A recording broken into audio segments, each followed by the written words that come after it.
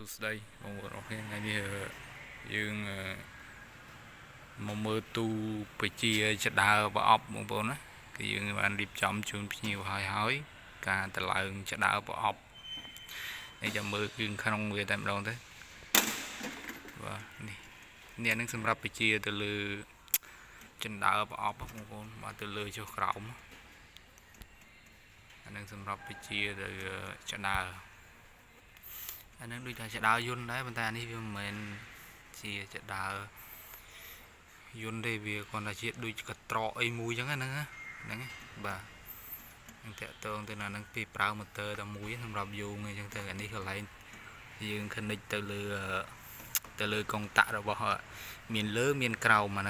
នឹងសម្រាប់ចដើប្រអប់ឬមួយក៏ប្រដាប់យើងយោងអីក៏បានដែរ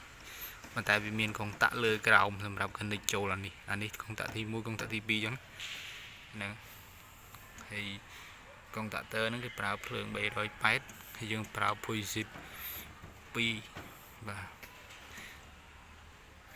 ឥឡូវបងប្អូនអាចមើលទៅការតម្លើងរបៀបតម្លើងអ្មេចអីយើងអាច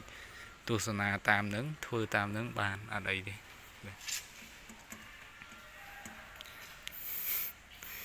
ហើយ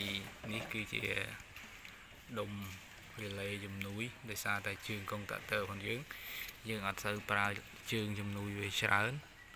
កុំឲ្យវាមានបញ្ហាអញ្ចឹងយើងអត់ប្រើជើងរបស់កុងតាក់ទ័រដែលយើងប្រើជើងរបស់លេនេះវិញដើម្បីវិជាទៅលើអំពូលសញ្ញាអីហ្នឹងបាទភ្លើងចេញភ្លើងចូលអីហ្នឹងអានឹងយើងទៅតាមនឹងដែរគឺអានេះកន្លែងនេះយើងត្រឡប់ហ្វាអានេះC ត្រឡប់មកចូល A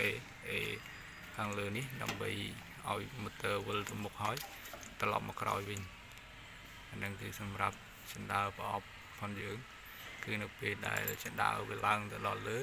គឺយើងភ្ជាប់កុងតាក់មួយនៅកន្លែងនេះជើង2នេះហើយនេះកុងតាក់ក្រោមទៅលើទៅក្រោមអានឹងឯណាក៏បានដែរសាច់ជើងតទេអានឹងចឹងវីដេអូមានតែប៉ុណ្្នឹងទេបាទមេមកមើលក្រោយនិយាយចេញទេ